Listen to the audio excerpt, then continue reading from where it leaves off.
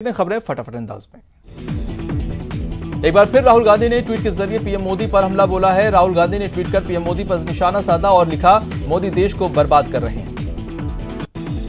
राहुल गांधी ने अपने ट्वीट में लिखा कि नोटबंदी, जीएसटी, कोरोना महामारी में दुर्व्यवस्था, अर्थव्यवस्था और रोजगार का सत्यानाश एक मायाजाल रचा गया है। ये भ्रम जल्द ही टूटेगा।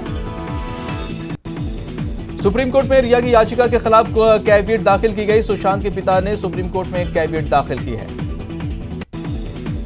सुशांत सुसाइड केस में नया मोड़ आ गया है। सुशांत के पिता के वकील ने मुंबई पुलिस की जांच पर गंभीर सवाल उठाए। उन्होंने केस की मुख्य आरोपी रिया से मुंबई पुलिस की साठगांठ का आरोप लगाया है। बीजेपी सांसद सुब्रमण्यम स्वामी ने सुशांत सिंह की हत्या की आशंका जताते हुए सीबीआई जांच की मांग की है। स्वामी ने ट्वीट कर सनसनीखेज आरोप लगाया और इसकी 26 वजह बताई है।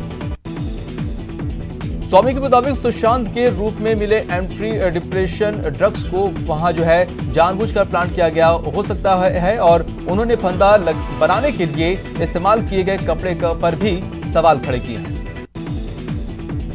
सुशांत सिंह राजपूत की मौत मामले में बीएसपी सुप्रीमो मायावती ने भी जांच की मांग की है। उन्होंने ट्वीट कर लिखा है कि अभिनेता सुशांत सिंह राजपूत की मौत का मामला रोज नए तथ्यों के उजागर होने गहराता जा रहा है और अब बेहतर होगा कि मामले की जांच सीबीआई ही करे। वहीं महाराष्ट्र सरकार ने सुशांत सुसाइड केस में सीबीआई जांच में से इनकार कर दिया। महाराष्ट्र के गृह मंत्री अनिल देशमुख ने कहा है कि महाराष्ट्र पुलिस इस जांच में सक्षम है। कोरोना संकट के बीच केंद्रीय प्रत्यक्ष पर बोर्ड ने करदाताओं को राहत प्रदान की है। आयकर रिटर्न दाखिल करने की अंतिम तारीख 31 जुलाई से बढ़ाकर 30 सितंबर तक की गई है। केंद्र सरकार ने देश भर में अनलॉक 3 के लिए दिशा निर्देश जारी कर दिए हैं, जिनमें कंटेनमेंट जोन के बाहर और जिम और योग संस्थानों के साथ अन्य गतिविधियों की इजाजत दी गई है। लेकिन स्कूल, कॉलेज, मेट्रो रेल सेवाएं, सिनेमाघर और बार 31 अगस्त तक बंद रहेंगे। अनलॉक 3 में भी सार्वजनिक जगहों पर मास्क पहनना जरूरी होगा। वैवाहिक कार्यक्रमों में 50 से ज्यादा लोगों को जमा होने पर पाबंदी जारी रहेगी। अंतिम संस्कार में भी 20 से ज्यादा लोग शामिल नहीं हो सकते हैं। और बड़ी खबर इस वक्त आ रही है दिल्ली से, जहां पर डीजल पर बड़ी राहत मिली है। डीजल पर वैट में 30% की कटौती की गई है। डीजल पर दिल्ली सरकार का बड़ा फैसला। दिल्ली में डीजल प्रति लीटर 8 रुपए 36 पैसे सस्ता हुआ है। दिल्ली में आम आदमी को बड़ी राहत मिली है। तो इस वक्त बड़ी खबर दिल्ली से, जहां पर डीजल पर लोगों को बड़ी राहत मिली है। वैट में 30% की कटौती की गई है। दिल्ली सरकार का बड़ा फैसला। दिल्ली में डीजल प्रति लीटर 8 रुपए 36 पैसे सस्ते हो गए हैं। दिल्ली में आम आदमी को इससे बड़ी राहत मिली है।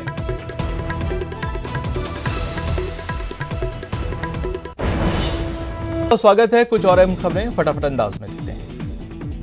सियासी संकट के बीच सीएम अशोक गहलोत विधायक दल की बैठक थोड़ी देर में शुरू होगी। होटल फेयरमाउंट में सत्र के साथ ही मौजूदा सियासी संकट पर चर्चा होने के आसार हैं।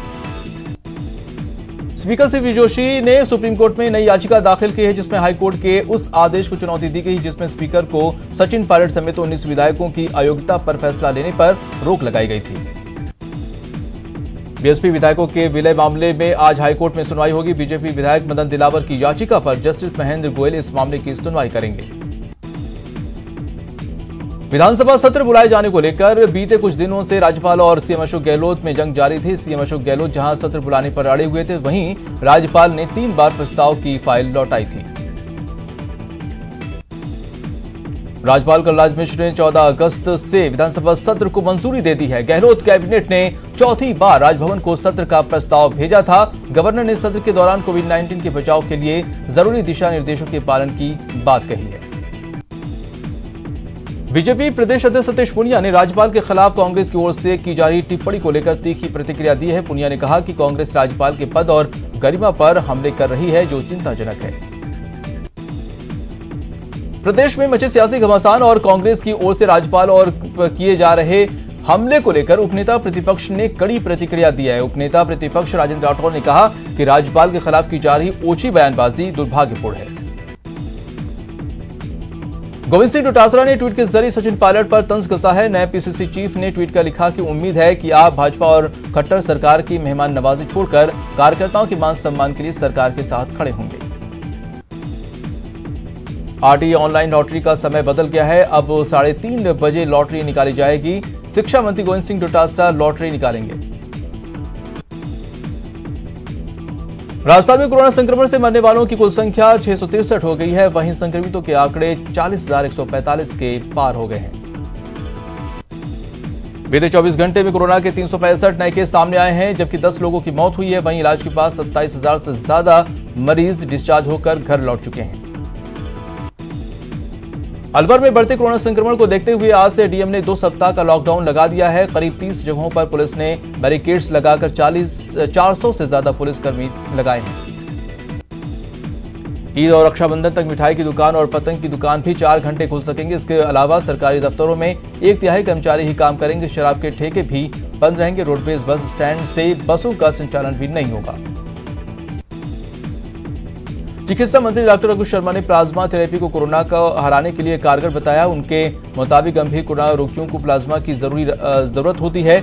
उन्होंने कोरोना डिफीटर्स को ज्यादा से ज्यादा तादाद में प्लाज्मा दान करने की अपील की है। जयपुर में मिशन वंदे भारत की फ्लाइट्स के आने का सिलसिला जारी है। बुधवार को विदेशों से 3 फ्लाइट्स से जयपुर पहुंची, जिनमें से करीब 508 प्रवासी राजस्थान पहुंचे। इन सभी को औपचारिकताएं पूरी करने के बाद क्वारंटीन सेंटर भेज दिया गया है बस से। बाड़मेर जिले में कोरोना संक्रमितों का आंकड़ा 1300 के पार पहुंच गया है। यहां बुधवार को महामारी की वजह से 11वीं मौतें हुई हैं। प्रतापगढ़ में लगातार कोरोना संक्रमितों की संख्या बढ़ती जा रही है। दलोट में कोरोना से 1 की मौत हो गई है। मोदी शहर में मंगलवार को लगातार दूसरे दिन लॉकडाउन के कारण सन्नाटा पसरा रहा। पुलिस ने बिना मास्क वालों के खिलाफ कार्रवाई की है। अलवर जिला व्यापार महासंघ ने जिला प्रशासन से लॉकडाउन पर दोबारा विचार करने का आग्रह किया। इसको लेकर महासंघ ने बुधवार को कलेक्टर को ज्ञापन सौंपा। आपको बता दें कि लॉकडाउन आज से प्रस्तावित है। अलवर शहर में लॉकडाउन के खिलाफ वकीलों ने मोर्चा खोला है। इसको लेकर बुधवार को अतिरिक्त जिला कलेक्टर रामचरण शर्मा को ज्ञापन सौंपा। इन वकीलों का कहना था कि लॉकडाउन के चलते दूर दराज में रहने वाले इनके साथियों को कोर्ट पहुंचने में परेशानी होगी। बूंदी में कोरोना की जांच में चिकित्सा विभाग की लापरवाही के खिलाफ वकीलों का गुस्सा फूटा और इन वकीलों ने आरोपी सीएमएचओ के खिलाफ कार्रवाई नहीं होने की स्थिति में आंदोलन की चेतावनी दी। कोटा में कोरोना प्रकोप के साथ ही रिकवरी रेट भी बढ़ी है। बुधवार को 30 मरीजों को रिकवर होने के बाद डिस्चार्ज किया गया, जबकि 2 को होम क्वारंटीन किया गया है। कोटा में बुधवार को 1438 सैंपल लिए गए। इनमें से 53 मामले पॉजिटिव आए हैं। इसके साथ ही पॉजिटिव केसों की संख्या बढ़कर 1489 हो गई है। चूरू में बुधवार को कोरोना के 16 नए केस सामने आए। इसके साथ ही जिले में मरीजों का आंकड़ा बढ़कर 662 तक पहुंच गया है। श्रीगंगानगर कलेक्टर ने व्यापारिक संगठनों के साथ बैठक की। इस बैठक में 30 अगस्त तक हर रविवार को मोबिलिटी जोन घोषित करने के साथ ही रात के कर्फ्यू का समय रात 8 बजे से सुबह 5 बजे तक करने का फैसला लिया गया। श्रीगंगानगर के सूरतगढ़ में एक वृद्ध की गोली लगने से मौत हो गई है। अचानक 70 साल के बुजुर्ग की गोली लगने से हुई मौत की खबर के बाद इलाके में सनसनी फैल गई।